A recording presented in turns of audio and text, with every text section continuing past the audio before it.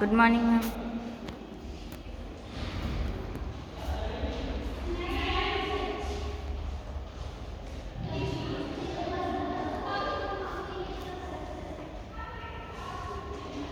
आज कितनी तारीख है?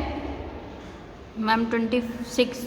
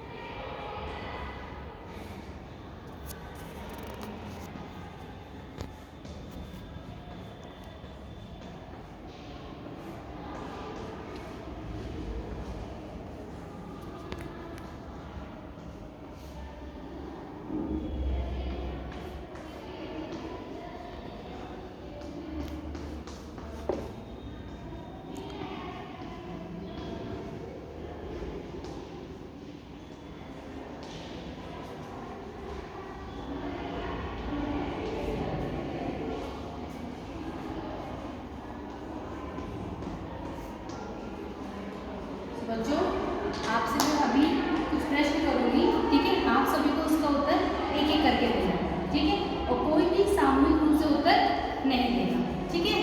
यस तो मैम। हम क्या खाते हैं? दाल चावल रोटी आदि। हाँ, हम क्या खाते हैं? दाल चावल सब्जी रोटी खाते हैं, ठीक है?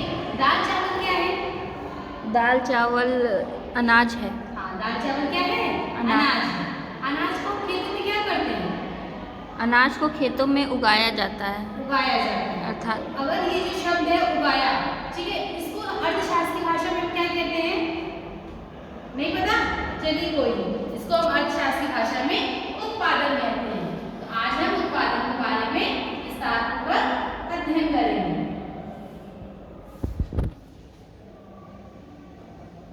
जो गांव के लोग होते हैं उनका मुख्य व्यवसाय क्या होता है? कृषि। कृषि करना। तो ये जो कृषि करते हैं, ये जो अनाज उगाते हैं, कहाँ उगाते हैं? खेतों में उगाते हैं। खेतों में उगाते हैं। Very good. तो जी उत्पादन शब्द है हमारा, कि उत्पादन क्या है? साधारण शब्दों में अगर हम देखें तो उत्पादन किसी वस्तु या किसी पदार्थ का निर्माण करना होता है। लेकिन अगर हम वैज्ञानिक रूप से देखें, साइंटिफिक रूप से देखें, तो मनुष्य ना तो किसी वस्तु का निर्माण करता है, ना ही उसका विनाश करता है। वो सिर्फ क्या करता है? वस्तुओं का निर्माण कहाँ से होता है? प्रकृति ही तो करती है हमारी। तो प्रकृति द्वारा निर्मित जो वस्तुएं होती हैं, उनका मनुष्य रंग रूप बदलकर उसे अपने लिए उपयोगी बनाता है। तो साधारण शब्दों में आपने देखा कि उत्पादन क्या है? किसी वस्तु का निर्माण करना होता है। लेकिन अगर हम अर्थशास्त्र की भाषा में देखें कि उत्पादन क्या है, तो उत्पादन किसी वस्तु का निर्माण करना, उसकी जो क्वालिटी होती है, जो उसकी विशेषताएं होती है, उसमें वृद्धि करना तथा साथ ही साथ कीमतों में भी वृद्धि करना उत्पादन कहलाता है, ठीक है? तो उत्पादन क्या है अर्थशास्त्र की भाषा में? अर्थ क्या है उत्पादन का? आर्थिक उपयोगिता का निर्माण करना। हाँ, वस्तु का निर्माण करना करना। प्लस मूल्यों में वृद्धि।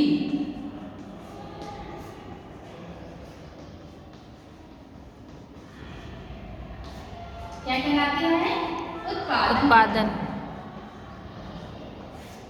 जो कोई वस्तु जितनी ज्यादा उपयोगी होगी, उसकी कीमत भी कितनी उसकी ज्यादा अधिक होगी। तो वो क्या होगी हमारी? उत्पादन।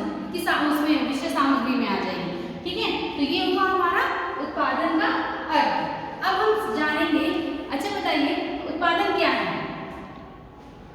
उपयोगिता में वृद्धि करना उत्पादन कहलाता है। उपयोगिता में वृद्धि करना उत्पादन कहलाता है, ठीक है? अक्सर उपयोगिता में ही वृद्धि करना उत्पादन कहलाता है, या मूल्यों में भी वृद्धि करना उत्पादन कहलाता है? दोनों में वृद्धि करना। दोनों में वृद्धि करना उत्पादन कहलाता है, ठीक है? चलिए अब हम पढ़ेंगे उत्पादन की कुछ विधियां हैं। कौन कौन सी विधियां हैं, हम उसके बारे में अध्ययन करते हैं।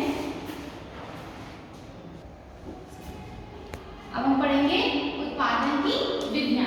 पहली विधि है रूप परिवर्तन विधि, दूसरी है समय परिवर्तन विधि, तीसरी है स्थान परिवर्तन विधि, चौथी है अधिकार परिवर्तन विधि, और पांचवी है सेवा विधि। लास्ट क्या है हमारी? ज्ञान विधि। कितनी विधियां हैं हमारे उत्पादन की? 6 विधियां हैं, ठीक है। ये जो पहली विधि है रूप परिवर्तन विधि, ये क्या है? रूप परिवर्तन विधि। यदि किसी वस्तु के रंग रूप में जब हम परिवर्तन कर देते हैं तो वो क्या हो जाती है? रूप परिवर्तन विधि हो जाती है। अगर हम उदाहरण में देखें तो जैसे बढ़ाई द्वारा लकड़ी को काटकर मेज कुर्सी का निर्माण करना, उसके रूप में परिवर्तन किया ना, तो वो किसमें आ गया? हमारी रूप परिवर्तन विधि आ गई। ठीक है। दूसरी है हमारी समय परिवर्तन विधि। कुछ वस्तुएं ऐसी होती हैं जो प्रेजेंट टाइम के समय में उतनी उपयोगी नहीं होती, लेकिन कुछ समय बाद उनकी उपयोगिता में वृद्धि हो जाती है। जैसे हमारे पुराने चावलों की अपेक्षा नए चावलों की अपेक्षा पुराने चावलों की उत्पादकता कितनी ज़्यादा होती है। लोग ज़्यादा मांग करते हैं किसकी? पुराने चावलों की। जो पुराने टिकट्स होते हैं, जो पुराने सिक्के होते हैं, वो उनकी उपयोगिता भी ज़्यादा होती है ना नए सिक्कों की अपेक्षा। तो ये क्या है? हमारी समय परिवर्तन विधि। दूसरी है हमारी स्थान परिवर्तन विधि। स्थान परिवर्तन विधि क्या है? स्थान परिवर्तन विधि जब एक स्थान से दूसरे स्थान वस्तु का स्थानांतरण होता है तब उसकी उपयोगिता में जो वृद्धि होती है वो स्थान परिवर्तन विधि कहलाती है। उदाहरण के तौर पर अगर हम देखें तो जो नदी के किनारे जितनी भी मिट्टियाँ होती हैं, ठीक है, जब हम उसको शहर में लाते हैं, घर बनवाते हैं, तो उसके स्थान में परिवर्तन होता है ना। तो जब घर बनवाते हैं तो उसमें उपयोगिता में वृद्धि होती है, तो किसके अंतर्गत आता है? हमारा स्थान परिवर्तन। चौथी है हमारी अधिकार परिवर्तन विधि। अधिकार परिवर्तन विधि का अर्थ ये है कि जब हम किसी वस्तु के अधिकार में, जब किसी एक के पास है वो वस्तु, उसको उस वस्तु के बारे में कोई नॉलेज नहीं है, ठीक है, लेकिन जिसको नॉलेज है उसके पास अगर वो वस्तु आ जाए तो उसकी उपयोगिता में वृद्धि होगी या नहीं होगी? होगी। बिल्कुल होगी।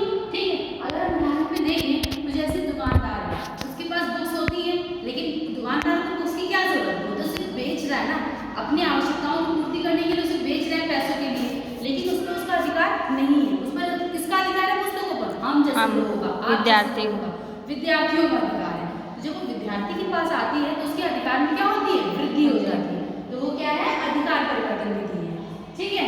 फिर पांचवी है हमारी सेवा विधि। इसमें कोई भौतिक वस्तुओं का प्रयोग नहीं होता, इसमें क्या है? मानवीय आवश्यकताएं आती हैं। जैसे हमारे डॉक्टर्स हो गए, वकील हो गए, नर्स हो गए, ये सब हमारी सेवा करती है ना, तो इनकी उपयोगिता में जो वृद्धि होती है वो हमारी सेवा विधि में आता है। ठीक है। लास्ट है हमारी ज्ञान विधि।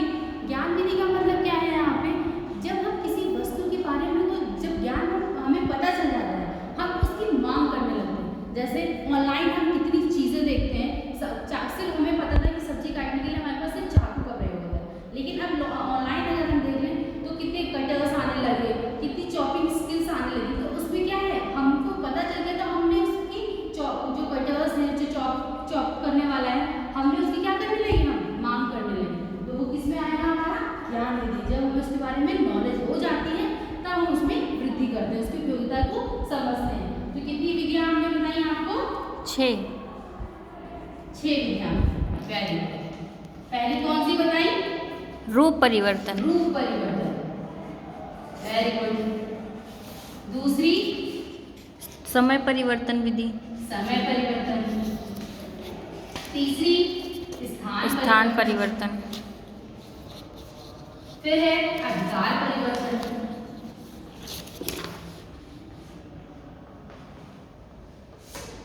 फिर है हमारी ज्ञान विधि। फिर है हमारी सेवा विधि। ये सब क्या है? हमारी विधियां हैं। किसकी? उत्पादन की। चलिए अब किसी दो उत्पादन की विधियों के नाम बताइए। स्थान परिवर्तन विधि, समय परिवर्तन विधि। स्थान परिवर्तन विधि और समय परिवर्तन विधि। Very good. अच्छा बताइए रूप परिवर्तन विधि क्या है? जिसमें कि किसी भी वस्तु को हम लेकर उस चीज़ से कुछ और बना सकते हैं, उसको एक और नया रूप दे देते हैं, वो रूप परिवर्तन। जब हम उसके रूप में परिवर्तन कर लेते हैं तो वो हमारी क्या कहलाती है? रूप परिवर्तन विधि कहलाती है। Very good. Sit down. अब हम पढ़ेंगे, जब हमने क्या पढ़ लिया? उत्पादन का अर्थ पढ़ लिया, उत्पादन की विधियां पढ़ ली। अब हम पढ़ेंगे उत्पादन के साधन। नेक्स्ट हमारा क्या है? उत्पादन के साधन। तो उत्पादन के कौन कौन से साधन है उनको समझ लेते हैं।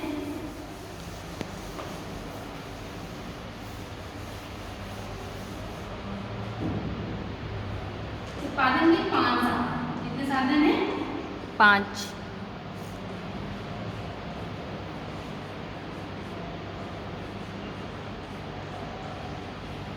ठीक है, पहला साधन है हमारा भूमि, दूसरा है हमारा श्रम, तीसरा है हमारा पूंजी,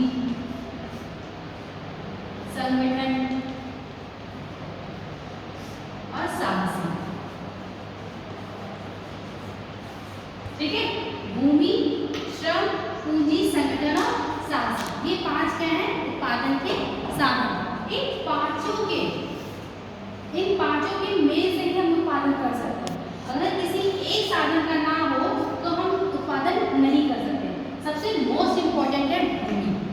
भाई हम जब कुछ किसी चीज़ को उगाना है, किसी चीज़ का हमें उत्पादन करना है, तो हम तो उसे भूमि पर ही तो उगाएंगे। Yes ma'am. तो यहाँ सबसे जो इम्पोर्टेंट साधन है इसका वो कौन सा है? भूमि।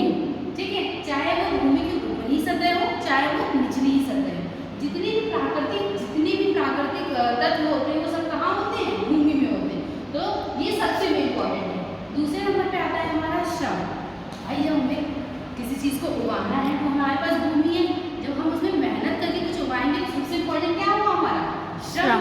तो यहाँ पर अगर हम कहें कि श्रम हमारा जो है वो सक्रिय साधन है। क्या है वो? सक्रिय साधन है। और भूमि हमारा निष्क्रिय है। ठीक है, हम इसमें अपनी शारीरिक और मानसिक दोनों क्रियाओं का यूज करते हैं। इसमें ना हम शारीरिक का यूज करते हैं ना ही हम मानसिक, क्योंकि ये तो प्रकृति द्वारा निर्मित है, ये हमें प्रकृति द्वारा निर्मित है, लेकिन ये हमें खुद करना है शारीरिक शक्तियों से और मानसिक शक्तियों से। तो ये हमारा क्या है? सक्रिय साधन है। ठीक है, अब हमारा है तीसरा पूंजी। अब हमें भूमि मिल गई, हमने श्रम कर लिया। अगर हमें उत्पादन उच्च स्तर पर करना है तो हमें उसके लिए क्या पूंजी की आवश्यकता होगी?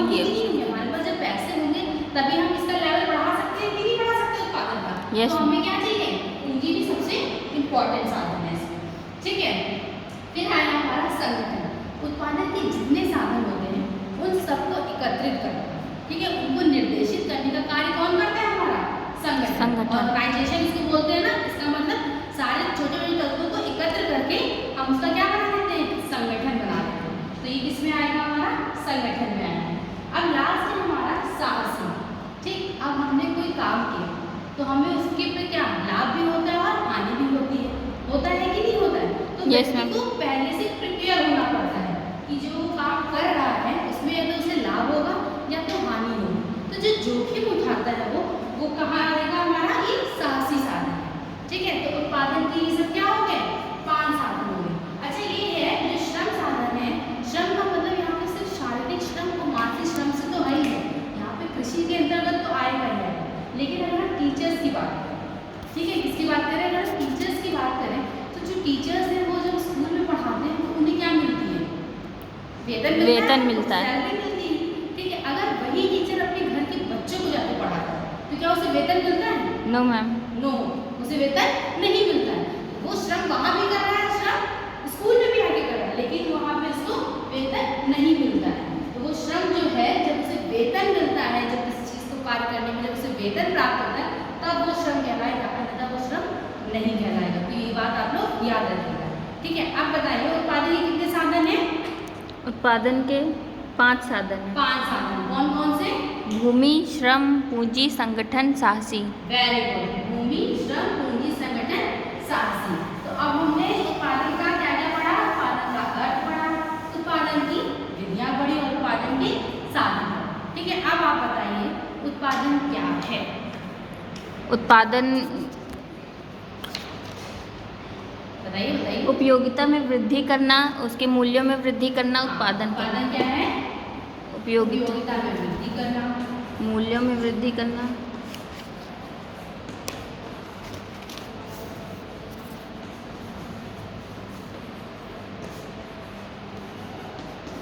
तथा मूल्यों में वृद्धि करना।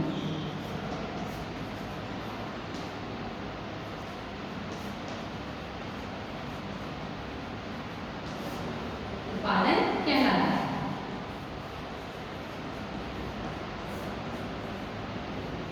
दो विधियों के नाम बताइए। स्थान परिवर्तन द्वारा उत्पादन और समय परिवर्तन द्वारा। Very good, set down. विधियां क्या है इसकी? स्थान परिवर्तन,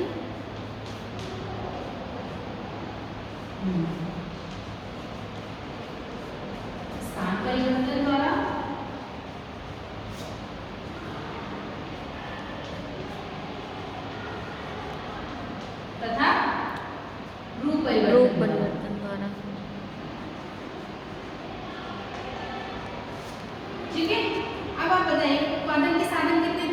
उत्पादन के 5 साधन थे। 5 साधन थे। कौन कौन से? भूमि, श्रम, पूंजी, संगठन, साहस। Very good. पूंजी, संगठन तथा साहस या साहसी।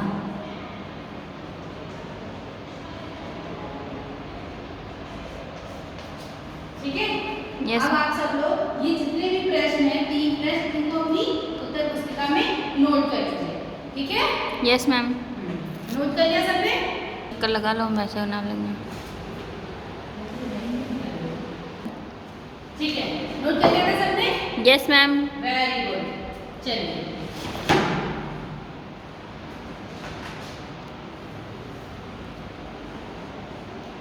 अब सही गलत बताएंगे आपको इसी चैप्टर से रिलेटेड क्वेश्चंस। ठीक है?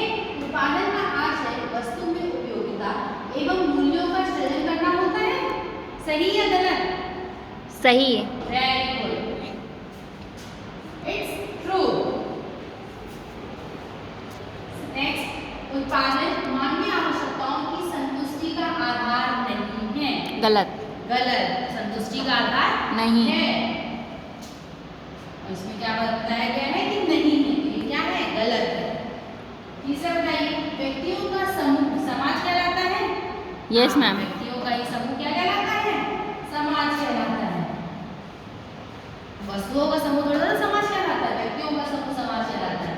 नेक्स्ट, उत्पादन की भूमि को प्रकृति का निःशुल्क उपहार कहा जाता है। सही। Very good. ये क्या है? प्राकृतिक देन है ना? Yes ma'am. ये क्या है? निःशुल्क है। ठीक है? वेरी गुड, आप सब लोगों ने बहुत अच्छा बताया।